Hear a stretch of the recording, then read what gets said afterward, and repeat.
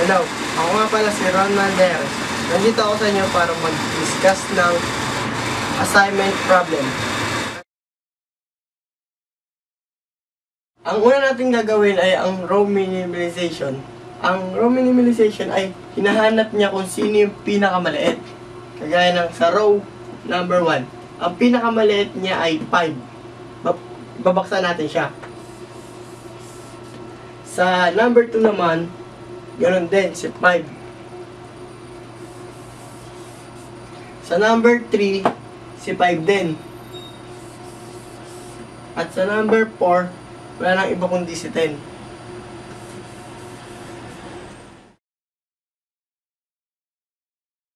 Ang susunod naman natin gagawin ay ang pag napili na natin yung pinakamaliit, ang gagawin na naman natin ay i-minus natin siya sa mga kasama niyang numbers, sa mga karo niya. Kagaya nito, 10 minus 5, 5.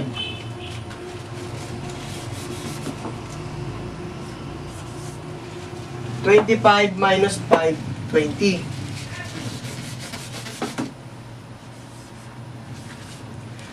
15 minus 5, 10. At 5 minus 5, 0. Yung sa pangalawa naman, ganun din gagawin natin kung anong ginawa natin sa una. 5 minus 5, 0. 10 minus 5, 5.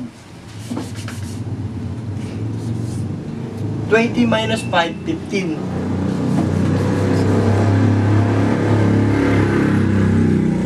25 minus 5, 20.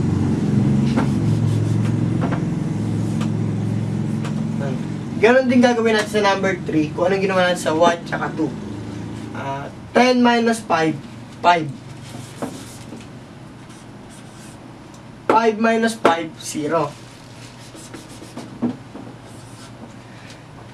20 minus 5, 15. 25 minus 5, 20. Ganon din sa number 4. 10 minus 10, 0. 10 minus 25, 15. 25 minus 10. 15 minus 10, 5.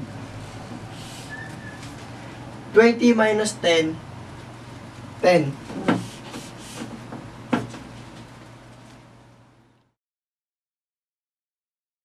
Ngayon, tapos na tayo sa row minimization. Ang susunod naman natin gagawin ay ang column minimization. Ang column minimization ay ang pagkuha niya naman ng maliit na values ay ang pababa. Pababa naman siya. Dito. Sa column A, ano ba pinakamababa?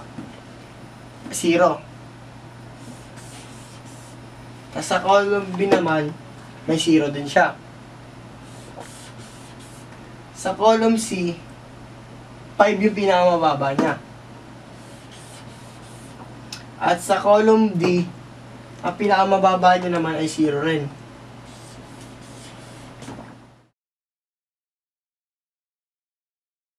Ngayon, ang gagawin naman natin, i-minus naman natin sila. Kapag may 0, i-retain lang natin siya. Kagaya na ito, may 0. Retain lang yung value niya lahat. Sa sunod sa B, may 0. Retain lang ulit. Sa 5, wala siyang 0, kaya kailangan natin mag-minus. Kaya, 15 minus 5, 10.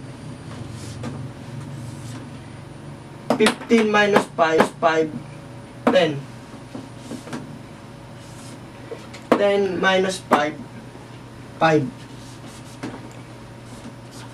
At 5 minus 5, 0. Yan. At sa sunod na column naman, may 0 din siya, kaya retain lang siya.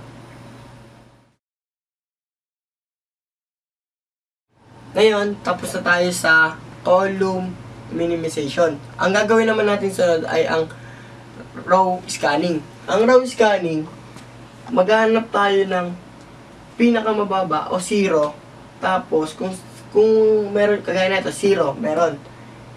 Ibablock natin siya. Kakancel natin. Pababa. Tapos pangalawa, may 0. Pababa pa rin. Pangatlo, may 0. At pang-apat, may 0 rin.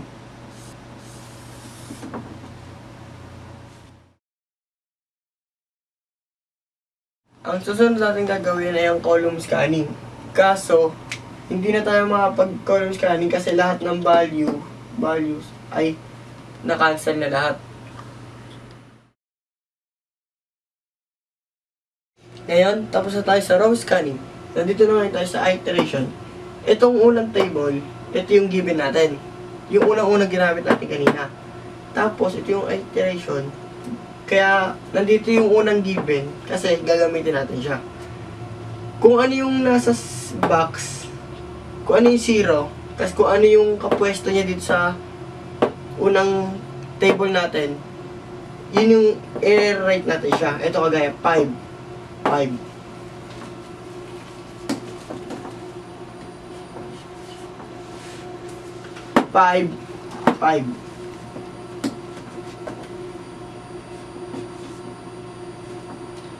Sunod, 0, 15.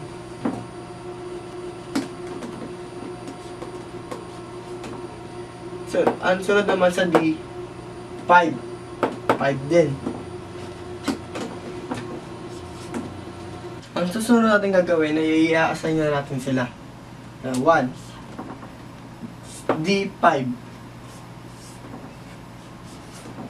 Si 2, A5.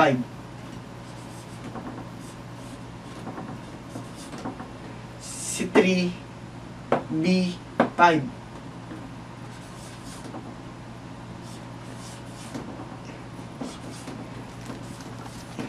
Si 4 sa C15. Ang susunod natin gagawin ay pag-a-add natin silang apat. Ito. 15 plus 5, 20. Plus 5, 25. Plus 5, 30. Yan, 30. Pag na-total mo na lahat, okay na. Tapos ilalagay mo na siya kung ano siya. Ang na-total namin ay man per hour.